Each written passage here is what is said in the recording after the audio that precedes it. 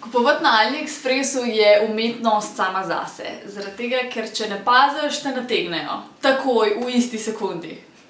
Zato bo šla danes čez par stvari, ki jih je treba paziti, ko kupuješ na AliExpressu. Prva zadeva, ki jo rabiš za kupovanje na AliExpressu, je kreditna kartica. To je lahko Mastercard, Visa, PayPal ne bo dovolj, ker AliExpress ne sprejme PayPala. Nekateri sellerji dovolijo tudi plačilo z Maestro kartico, z navadno bančno kartico, ampak tega še nisem sprobala, tako da ne garantiram, jaz konstantno plačujem z Mastercardom in do zdaj ni bilo še niti enega problema. Mastercard ali pa Viso lahko dobiš tudi predplačniško, pač si naložiš denar gor in imaš pol tisto kartico čisto sam za plačevanje prek spleta, naprimer. Pozanimi se pri svoji banki, več ali manj imajo vse banke to na voljo za študente ali pa dijake, tako da komot kupuješ prek AliExpressa. Proces nakupovanja gre nekako tako, recimo, da hočeš kupiti neko ogrlico, greš na AliExpress, vtipkaš necklace in recimo, da najdeš eno ogrlico, ki ti je ful všeč. Zdaj moramo najti to ogrlico po najnižji možni ceni, ker načeloma, če je zdaj ta cena, ki si jo najdla $10, garantiram ti, da jo lahko najdeš tudi za $8 ali pa še cenej. Da probaš najti še najcenejšo verzijo te ogrlice. Spet vržeš noter, pogledaš, razporediš tam po ceni, da ti jih ven zmeče po ceni in poiščeš to isto ogrlico. Ko jo najdeš, ti ponavadi že sam naslov ogrlice pove, koliko je minimum order v tisti trgovini. Ker načeloma so te zadeve tako poceni, da se Kitajcem ne splača pošiljati z brezplačno poštnino to do tebe, če ti naročiš premalo zadev. Zato ima večina trgovinc ima minimum order. To pomeni, da ponavadi moraš za $10 ali pa za $12 artiklov pri njih naročiti, zato da dobiš zastonj poštnino. Recimo, da ti je ta ogrlica všeč, najdla si najcenejšo in rečeš, ok, to je to. Vržeš jo v košarico. Potem greš pa na stran od sellerja pogledati, kaj bi še lahko nabrala, da nabereš za teh $10. In pa pogledaš malo ostale ogrlice, kakšne zapestnice, prstane, vse ostalo, kaj imajo na voljo in si izbereš še tam za pač preostalih, toliko, ki ti manjka za $10.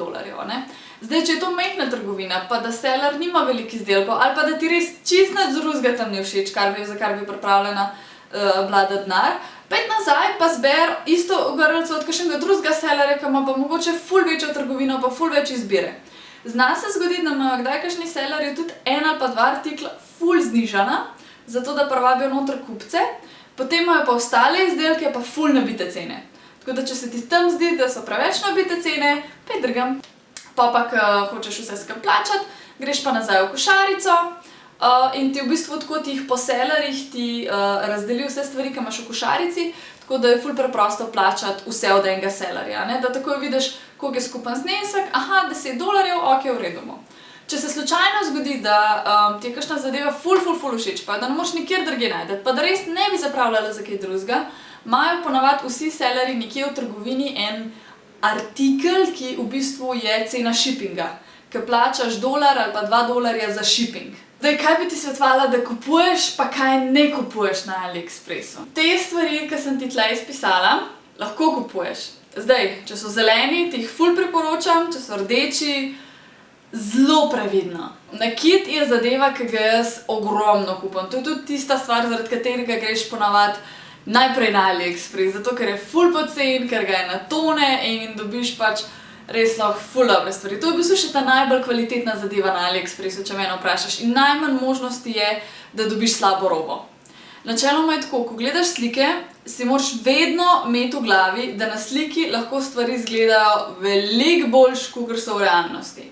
Če si to pripravljena všteti v ceno, pol ni panike. Ovitki za telefon so ful fajn zadeva. Jaz kupujem vse svoje ovitke na AliExpressu ali pa na eBayu, malo jih primerjaš, kjer je cenejši, ker včasih se zgodijo kakšne anomalije. Obleke moraš biti ful previdna. Spet zapomni si prvo pravilo. Stvar vedno izgleda lahko ful dobro na slikah, ampak v realnosti je obupna.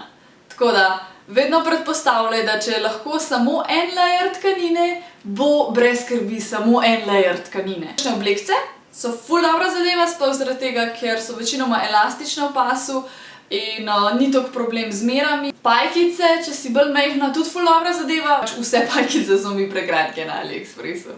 Tako da, razen če so mi kakšne res ful všeč, pa da jih imam pol tako za v škorne noter, pol so v redu. Stvar, ki jo je treba paziti pri oblekah, je, da vedno svoje mere primerjaš z merami, ki so tam napisane noter. Ker edino tako boš dobila res pač ta pravo velikost. Ker možno, da drugače nosiš na primer S, tam boš pa mogoče padla v M ali pa L kategorijo. Elektroniko zelo previdno. Problem AliExpressa pa elektronike je v tem, da se zna zgodi, da stvari ne bodo delati. Sploh pa ne powerbankov kupovati, ok? Powerbanki iz AliExpressa odpade, nikoli niso ta prave kapacitete. Kupuj samo preverjene zadeve. Pletenine so tudi ena zadeva, ki je fajn, da si previden z njimi. Veliko dobiš pač akril, ta res zanač akril, ampak lahko se pa zgodi, da dobiš pa najbolj fluffy in hud polovrček ever.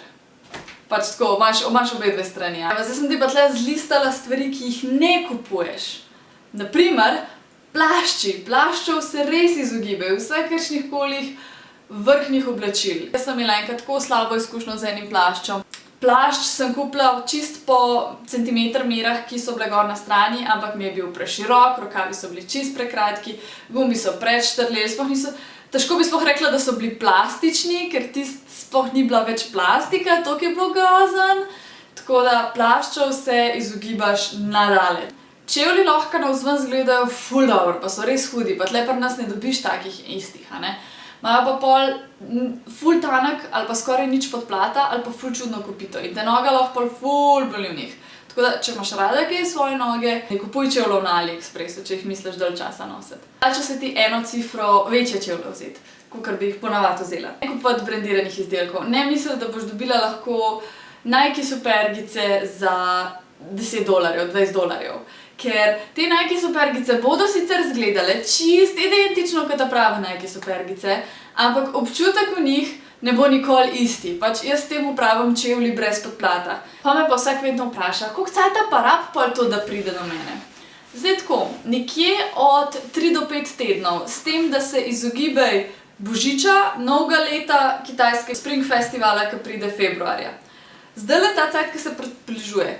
Od Božiča pa do sredine februarja kitajska pošta dobesedno zablokira. Nič ne gre čez. Načeloma se zadeve izboljšujejo in stvari še zmeraj dobiš v enem mesecu ali pa v enem mesecu pa pol, ampak lahko se ti pa zgodi tak fail, kot meni, ker sem enkrat eno zadevo dobila po 3 mesecih. Tako da, če imaš namen, zdajle pet naročiti. Ko ti enkrat stvar naročiš, začne teči načeloma 60-dnevni rok. V teh 60 dnevih moraš ti prejeti izdelek. Če ga ti ne prejmeš, lahko zaprosiš za podaljšanje tega roka. Če ti pa tega ne odobrijo, pa lahko rečeš, da nisi prejela izdelka in dobiš povrnen ves denar. To deluje flawlessly na AliExpressu, zato ker AliExpress ima drugačen način kot eBay. Ker nekaj prek eBaya kupaš, gre denar direktno sellerju in potem, ko hočeš ti ta denar nazaj dobiti, če izdelka nisi prejel ali pa nisi zadovoljen, ti mora seller nazaj povrniti denar. Pri AliExpressu je pa to drugače, ker imajo svoj sistem sprejemanja plačil in v bistvu oni zadržijo ta denar za teh 60 dni, dokler ti njim ne potrdiš, da si prejela naročilo. Ko si prejela naročilo, dobi ta denar seller nazaj.